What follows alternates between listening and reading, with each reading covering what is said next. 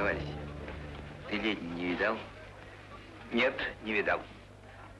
А что? Так говорят, он здесь. Очень возможная вещь. Посмотреть охота. Да. А то мы там поспорили с мироедами. Они говорят, рыжий да рябой. А я думаю, не может быть. Я думаю, он такой головастый, большой. Ну, самостоятельный мужчина. Да. Ничего определенного вам сказать не могу. Советская эпоха строилась вокруг мифа о Ленине. Причем миф этот был очень сложный. Он как бы для всех слоев общества, для всех возрастных, социальных групп Ленин поворачивался какой-то своей стороной. У меня вызывал внутренний смех эпизод, когда в музеях Ленина, в том числе в питерском, наиболее полном, в зале, посвященному июлю 17 года, висела фотография рабочего Иванова, под фамилией которого скрывался Ленин. А напротив скульптура «Ленин разлили», где Ленин в бороде и в усах.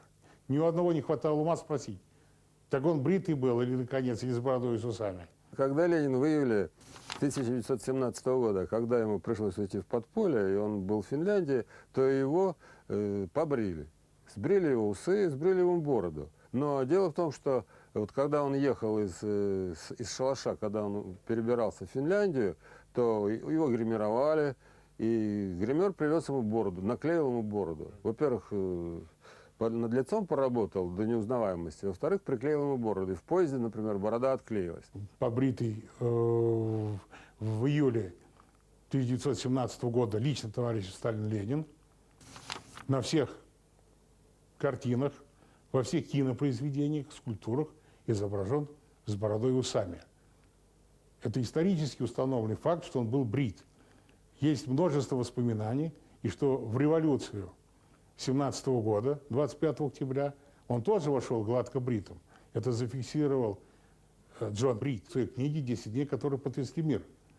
Ленин вообще любил мистификации. Наверняка не без его участия получила хождение байка о том, что псевдоним «Ленин» он взял после Ленского расстрела. Но Ленский расстрел был в 1912 году, а статьи под псевдонимом Н. Ленин появились уже в 1901. И причина тому была вполне прозаическая. Когда Владимир Ильич после ссылки уезжал за границу, он очень боялся, что ему откажут в выдаче паспорта. На всякий случай он прихватил паспорт своего двоюродного брата Николая Егоровича Ленина. По нему и уехал. Отсюда Н. Ленин. Не псевдоним, а второе имя, можно сказать. Кстати, отблагодарил он брата вполне по-большевистски. Сыновья Николая Егоровича, Сергей и Николай, были расстреляны в 1919 году.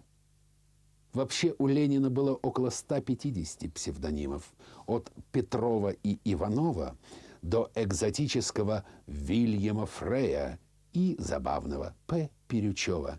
Но вот псевдонимом Владимир Ильич Ленин наш вождь никогда не подписывался. Он писал либо Н. Ленин, либо Николай Ленин. Так что имя Владимир Ильич Ленин – еще один плод вдохновения советских мифотворцев.